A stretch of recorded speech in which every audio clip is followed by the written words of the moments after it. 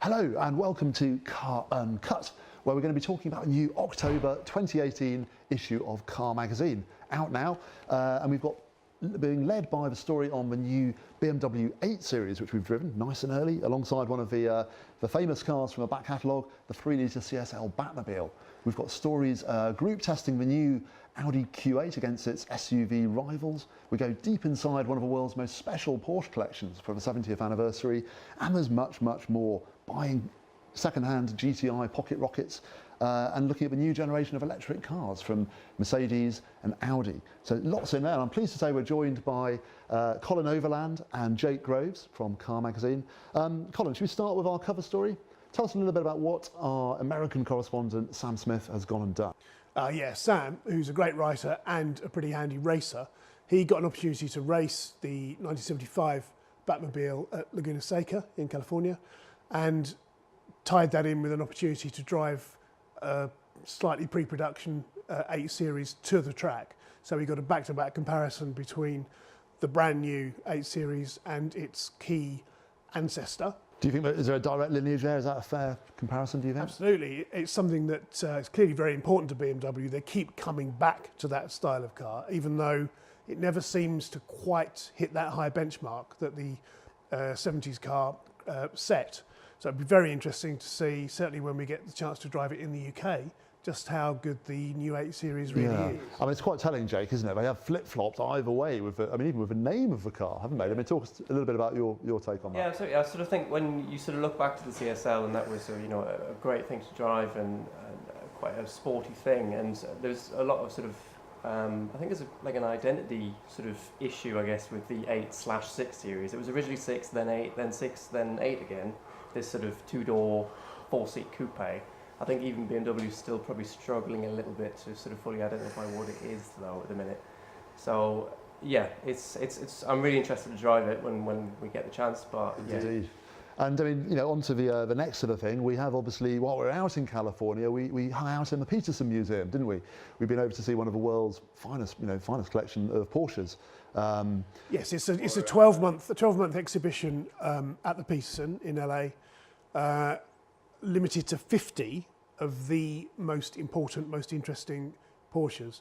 Mostly 911s, let's face it, but not all 911s. There's a lot of rarities, one-offs, concepts that never quite made it. I mean, there's some of the pictures. I mean, there's so much more to Porsche than just for 911. They often get, accused of being a Magelli mould, don't they? But I mean, Jamie Littman's photo here shows us there's there's a hell of a lot going on there. There's awesome stuff. A lot of it's race cars, but there's also some there's a lot of road-going cars, and as I say, things that were way ahead of their time in terms of ancestors to the Panamera and so forth. It's fascinating. And, some of the aero effects might be. So do be sure to tell us which is your favourite Porsche from the last 70 years. Be sure to comment below and let us know your thoughts. And Jake, you've been writing about Project Gold, which I think we've said before sounds a bit like the Spandau Ballet. Have been over, let loose in Zuffenhausen, but that's also in this issue. What have we found out about this? Yeah, we sort of touch on it a little bit with the Porsche thing, where it's sort of a bit like just a purely restored 993 turbo. It's not like a Singer, for example, where it's sort of a lot of modern parts that have been sort of squeezed into this sort of balls, if you will, sort of platform. It's essentially a purely restored car. Porsche are going to be auctioning it off in October. And yeah, it's a very gorgeous looking thing, but there's a lot of people that sort of say it's not really the same as, for example, Singer or Williams or something similar to that. So yeah, it's interesting all the manufacturers are diving into that. So on to the next story we have. We've done a big giant test. Now we often talk about Porsche jumping into SUVs.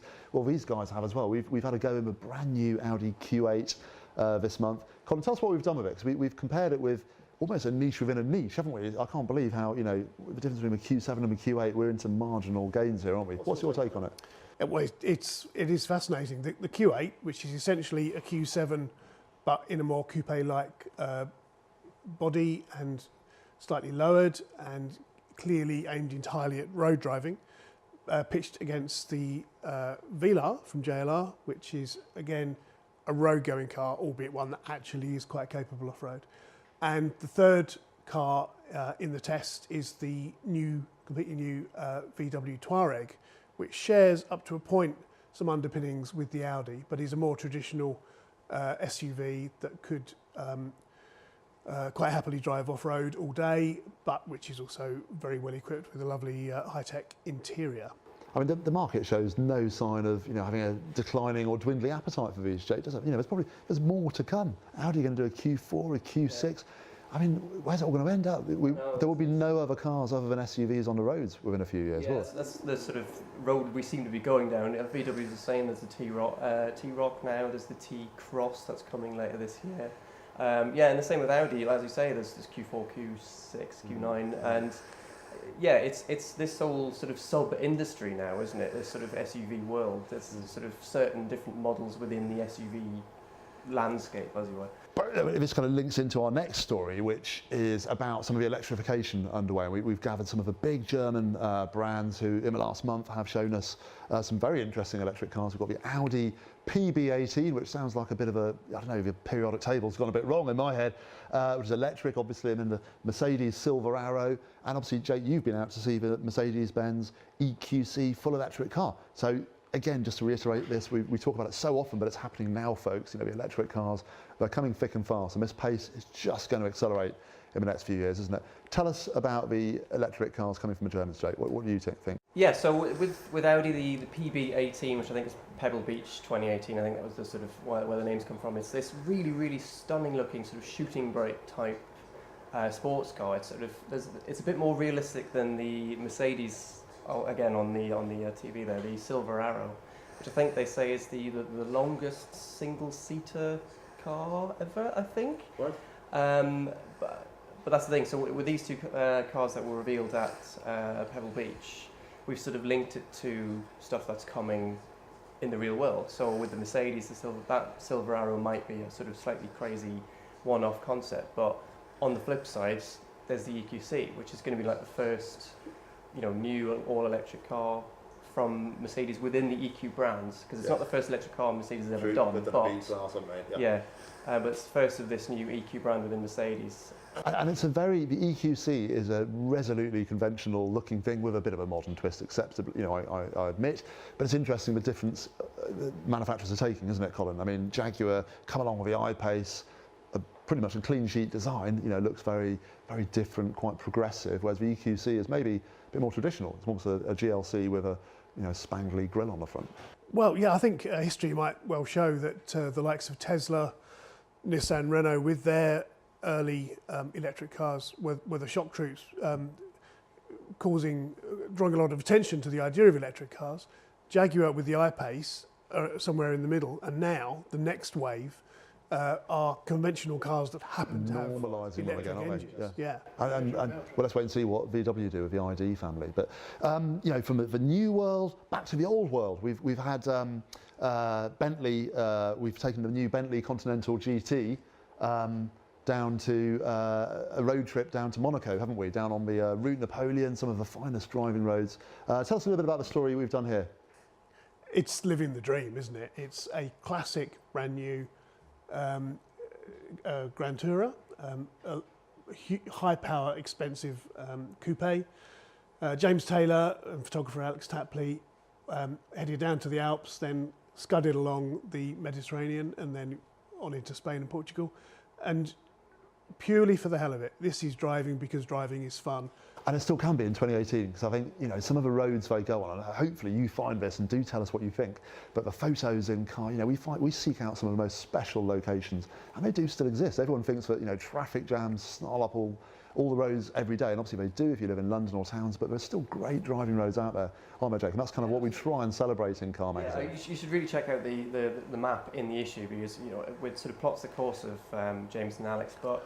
Yeah, I mean that whole region is just chock full of them. And again, even then, you can still find fantastic roads in the UK. So it's this whole argument that they're all gone is just. I've not seen the expenses claimed for the petrol on this, but it must have absolutely nearly bankrupted us, I think. So all for your enjoyment, But now, not everything in life has to be expensive, does it? So we've taken a Bentley on a trans-European odyssey, and then we've also gone down the road to Corby for a bit of 24-hour endurance racing in a Citroen C1, which is it's a relatively new thing. C1 racing is kind of taken over from 2CV racing, which used to be one of the cheapest, most accessible forms of motorsport. But 2CVs are now basically, they're all either worn out or They're too precious, aren't they've they? become collector's items. Yeah.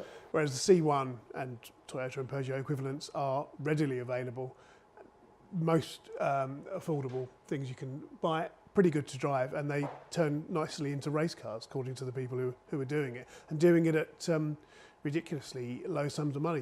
I mean, according to Mark Walton's story, you can get on the track for about £4,000. It's extraordinary. I mean, that's still a lot of money, but you know, for a proper race series and a 24-hour one like that is extraordinary. I mean, Jake, can you imagine that? You know, it's just not glamorous, is it? When people talk about motorsport, they think of Formula One or World Rally cars, but you know, this is like taking a little shopping trolley around, but you know, doing it for 24 hours. And Mark Walton, who is not averse to having fun, you know, says it's one of the most fun drives he's ever had in his life, dicing at like 2 a.m. in the morning after having been out for... It sounds like absolute carnage, frankly, to be fair, when we were sort of reading that story. There's not much about a car left, is there? But I so want to have a go at that. And again, you know, the accessibility is there. You know, with again, it's, you know, £4,000 at the very least is still quite a hefty amount of money. But I mean, F1, WRC, that's in the millions and billions, you know, to sort of get involved with that properly. So, and Mark makes the point that although there were some top-notch racers there on the day with him, Andy Priaulx, for instance, the point is you're racing against yourself to a large extent. You're beating your own times. You're aiming for consistency and to do as well as you can. And certainly Mark, who's a very good driver, he was pleased with his performance. Yeah, brilliant. So, I mean, do you like this? Is this your kind of motorsport? Be sure to comment below. Do let us know. Is F1 anathema to you? Is it more about this grassroots stuff? Let us know in the comments and sound off there. So that's it from us, isn't it, really? We're working hard on the November issue as we speak, and quite soon we're going to be going off to the Paris Motor Show. So stay tuned to our YouTube channel and indeed carmagazine.co.uk for plenty of hot news from the world's biggest motor show. It's on 2nd of October. So stay tuned for more. And thank you for joining us. Colin, Jake, thanks for your time. See you next time.